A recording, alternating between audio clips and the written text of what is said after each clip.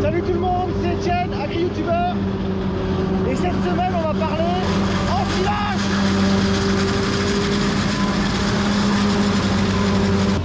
On a attaqué ce matin. Il y a du volume, il y a de la qualité. Enfin, la qualité, on verra à l'ensilage. Et pour l'instant, il y a du volume. Donc, ce que je vous propose, c'est de me suivre pour cette journée d'ensilage.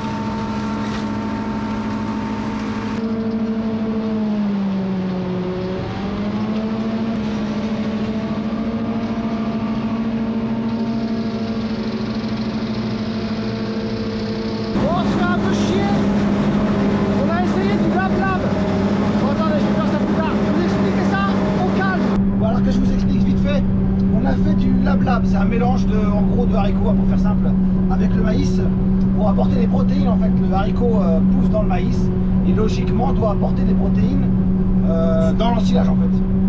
Le problème, c'est que c'est assez compliqué à faire, déjà à semer, et ensuite le traitement après est spécial parce que forcément on ne peut pas traiter ça comme un maïs classique puisque sinon on va détruire le lab et ça a été foiré. Clairement, j'ai foiré mon truc.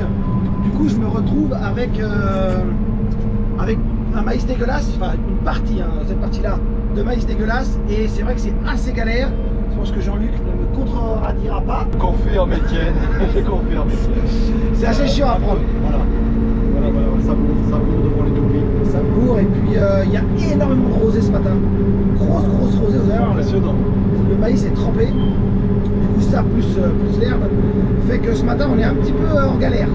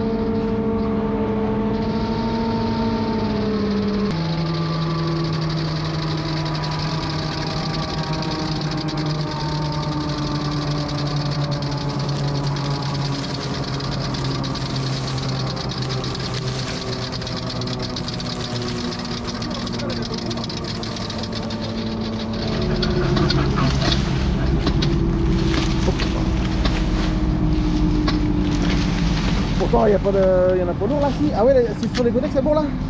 Bah, tout ça qui retient, j'en sais rien, mais bon, en tout cas, on profite pour le retirer.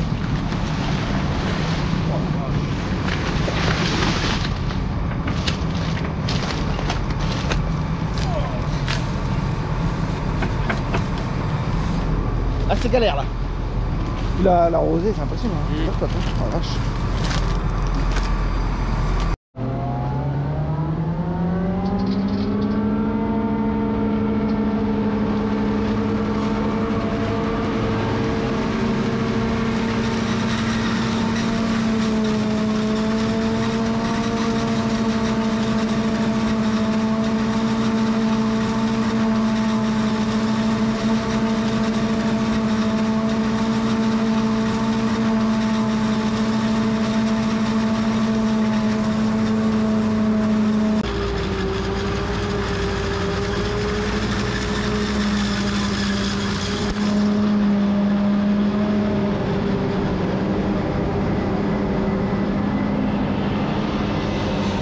Alors nouveauté cette année, on a la caméra embarquée.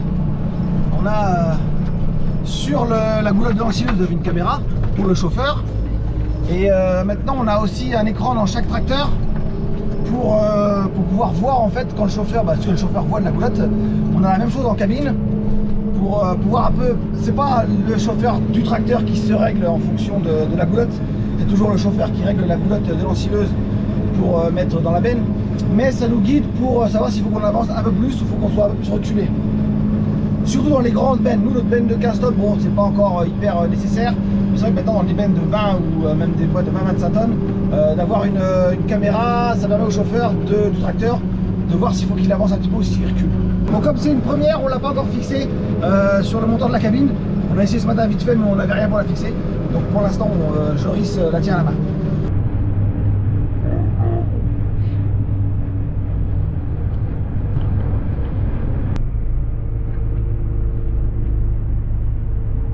Alors automatiquement, évidemment, la caméra capte le signal, enfin l'écran capte le signal de la caméra, et dès qu'on s'en va, forcément c'est l'autre tracteur qui prend le signal et nous on perd le signal.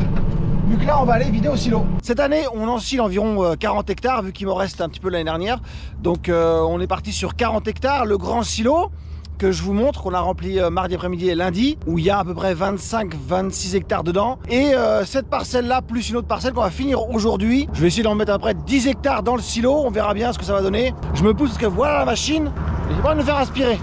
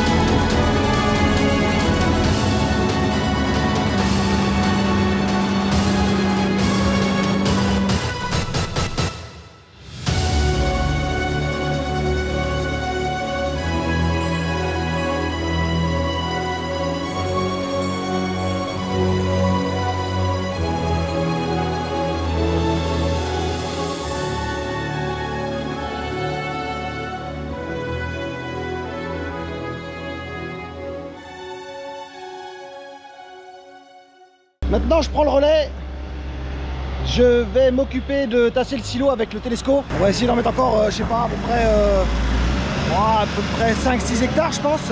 Et je vais m'occuper de finir le tassage. Donc là ce que je fais c'est que je tasse à mort, je tasse avec le télescopique, pendant que les gars ramènent des bennes. Ça vient gentiment. Bon là je suis déjà pas mal, niveau hauteur je suis pas mal. Je me talonne un peu mais quand je regarde par rapport au télescope, là je suis pas trop mal niveau hauteur.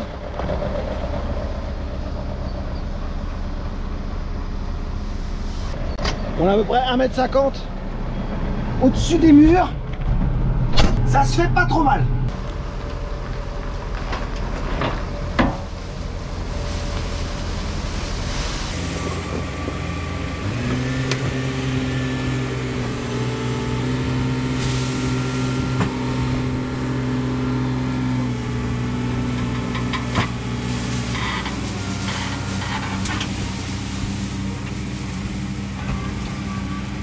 Alors c'est pas facile pour les chauffeurs tracteurs bennes de sortir, enfin de reculer et de sortir dans le silo.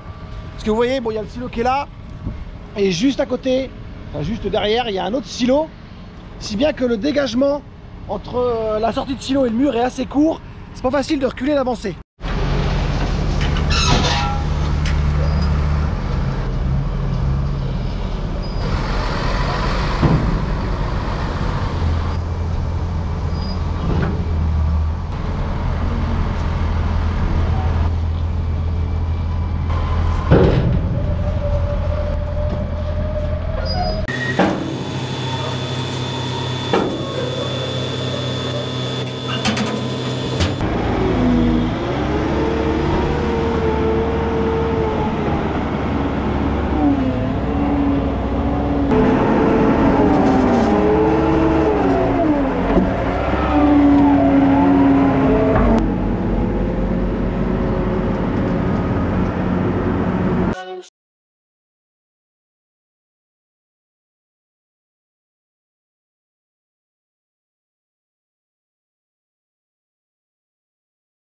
Silo est plein, tassé, égalisé, impeccable, c'est propre.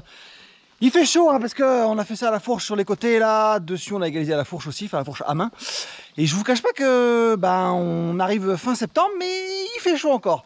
Donc là c'est pas trop mal, on se rend pas bien compte, je sais pas si on se rend compte, je vais aller filmer un peu. Bon il y a du soleil par contre, il y a du soleil, hein. Je sais pas combien de temps il fait chez vous, mais je vais essayer de pas tomber sur la grille. Mais il y a du soleil.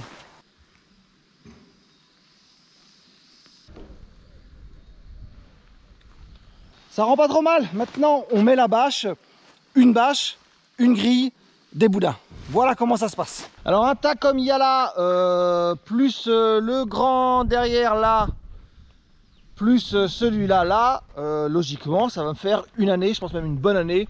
Je devrais être tranquille jusqu'aux ensilages l'année prochaine, même sans aucun souci, je pense, vu la taille des silos. On a donc mis dans celui-là 10 hectares, alors qu'à l'habitude on en met, on va dire autour de 11-12 hectares. Là on en a mis que 10. Et dans l'autre j'ai voulu faire plus gros pour tenir plus longtemps aussi. Et j'en ai mis 25 ou ouais je crois 25-26. Donc on est tranquille pour un petit bout de temps. Ensuite c'est mélangé avec le régras, l'herbe donc, la luzerne, colza, tout ça. Et ça nous fait une bonne ration. Et ben voilà, les ensilages cette année ça a été très court parce que entre l'irrigué et le non irrigué dans le secteur il n'y a pas de grosse différence.